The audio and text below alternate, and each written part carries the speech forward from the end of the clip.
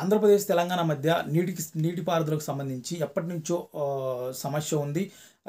దీనికి సంబంధించి కేంద్ర ప్రభుత్వం ఇన్వాల్వ్ అయ్యి కేంద్ర ప్రభుత్వం ప్రొసీజర్ ప్రకారం ఇరు రాష్ట్రాల మధ్య ప్రాజెక్టులకు సంబంధించి ఇరు రాష్ట్రాలకు ఎక్కడి నుంచి ఎంతవరకు ఏంటి అనేది కూడా దాని ప్రొసీజర్ ప్రకారం నీళ్లు విడుదల చేస్తుంటారు. ఇలా జరుగుతుంది. కానీ ఈరోజు తెలంగాణ ముఖ్యమంత్రి రేవంత్ రెడ్డి మాట్లాడి చూస్తే కూడా తెలంగాణను ఉద్దేశించి తెలంగాణలో ఉన్న వాళ్ళ ప్రతిపక్ష నాయకుడి గురించి వాళ్ళ గురించి విమర్శిస్తూ చాలా అగ్రెసివ్గా ఆంధ్రప్రదేశ్ మీద చాలా కక్షపూరితంగా మాట్లాడినట్టుగా కనిపిస్తుంది. అంటే ఇక్కడి నుంచి వాటర్ తీసుకెళ్లారు, దొంగలించుకుపోయారు, దొంగలు అయిపోయారు, ఇక్కడున్న దొంగ మరో కొంతమందికి ఇది చేశాడు, హెల్ప్ చేశాడు, అది ఇది అని కూడా ఆయన చాలా తీవ్రంగా కొన్ని కామెంట్ చేయడం జరిగింది. అంటే చంద్రబాబు నాయుడు గారి గురించి కానీ, అలాగే రాజశేఖర రెడ్డి గారి గురించి కానీ, అలాగే జగన్మోహన్ రెడ్డి గారి గురించి కానీ ఆయన పేరున చెప్పి మళ్ళీ విమర్శించాడు. సో కాబట్టి ఇక్కడ కొన్ని విషయాలు మనం చూసుకున్నట్టయితే కూడా ఏదైనా కూడా కొన్ని రాష్ట్రాలకు సంబంధించి కొన్ని పక్క రాష్ట్రాలకు ఇరు రాష్ట్రాల మధ్య సోదరభావంతో ఉండాల్సి వస్తుంది. గతంలో కూడా అలాగే జరుగుతుంది. గతంలో చంద్రబాబు నాయుడు గారు, కేసీఆర్ ఉన్నప్పుడు కూడా అలాగే ఉన్నారు. జగన్మోహన్ రెడ్డి గారు అలాగే కేసీఆర్ గారు ఉన్నప్పుడు కూడా అలాగే ఉన్నారు. సో కాబట్టి ఆ సమస్యలు పెద్ద సమస్యలైనా కూడా వాళ్ళ ఇద్దరి మధ్య ఏదైతే సఖ్యత ఉందో ఆ సఖ్యత వాళ్ళ రాష్ట్రాల మధ్య ఎలాంటి సమస్య లేకుండా, నీటి సమస్యలు లేకుండా వాళ్ళిద్దరూ సరి చేసుకుంటూ దాన్ని బ్యాలెన్స్గా తీసుకెళ్లారు వల్ల. కానీ ఇలా వచ్చి ఒక 2 నెలలు కూడా కాలేదు, అప్పుడే ఇరు రాష్ట్రాల మధ్య ఒక పక్క రాష్ట్రం మీద సాటి తెలుగు రాష్ట్రం మీద కక్షపూరితంగా మాట్లాడడం ఎంతవరకు కరెక్టు?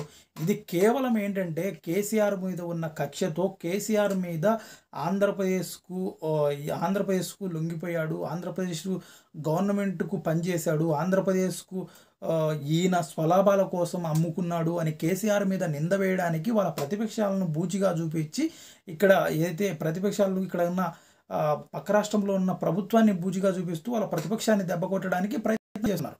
సో కాబట్టి ఇది అంతా కూడా నెక్స్ట్ రాబోయే లోక్సభ ఎన్నికల ప్రణాళికగా కనిపిస్తుంది.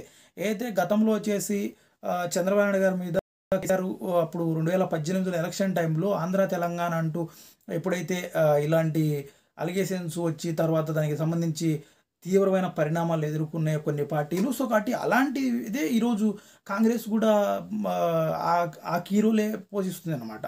డెఫినెట్గా వచ్చేసి అంటే కేసీఆర్ మీద ఒక ముద్ర వేసేసి ఈయన అసలు తెలంగాణలో చాలా నష్టం కలిగించాడు, తెలంగాణకు ఈయన కరెక్ట్ కాదు, ఇంకా ఎప్పటికి కూడా కేసీఆర్ను రాజకీయంగా ఆయన మనుగడ లేకుండా చేయాలనే ప్రయత్నాలలో ఇవన్నీ కూడా పక్క రాష్ట్రం మీద కక్షపూరితంగా మాట్లాడడం, పక్క రాష్ట్రాలకు సంబంధించి అంటే వీళ్ళ ప్రభుత్వం ఏదైతే కాంగ్రెస్ ఉందో నేషనల్ పార్టీ ఎడ్డుకొని పక్క రాష్ట్రంలో కూడా కాంగ్రెస్ ఎదగాలి, కాంగ్రెస్ అధికారం రావాలి అనే ప్రయత్నాలు చేస్తున్న తరుణంలో స్వయాన రాజశేఖర రెడ్డి గారి గురించి కూడా ఆయన కామెంట్ చేయడం, అదే పక్క రాష్ట్రంలో ఉన్న కాంగ్రెస్ గురించి కూడా ఆలోచించకపోవడం ఇది చాలా హాస్యాస్పదం. నిజంగా వచ్చేసి పక్క రాష్ట్ర ముఖ్యమంత్రి నువ్వు ఎలా వస్తారో రండి, దమ్ముంటే రండి, ఎలా వచ్చి తీసుకెళ్తారో తీసుకెళ్ళండి, ఏంటి అసలు ఆ భాష ఏంటి, ఆ మాటలు ఏంటి? ఒక రాష్ట్ర ముఖ్యమంత్రి గురించి మాట్లాడుతున్నప్పుడు ఎంత గౌరవప్రదంగా మాట్లాడుతూ ఎంతో ఇదిగా ఉండాలి కదా.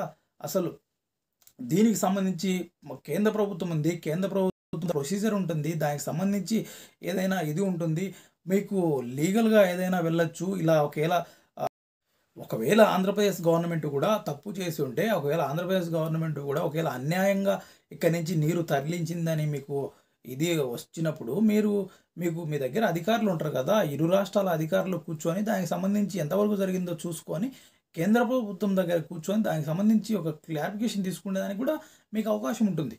కానీ దీన్ని కేవలం ఏదో కొంతమందికి మేలు చేకూర్చాలనో, కొంతమందికి ఇది చేయాలనో, ప్రజలను రెచ్చగొట్టే విధంగా మాట్లాడడం అనేది కూడా మంచిది కాదు. నిజంగా వచ్చేసి ఇక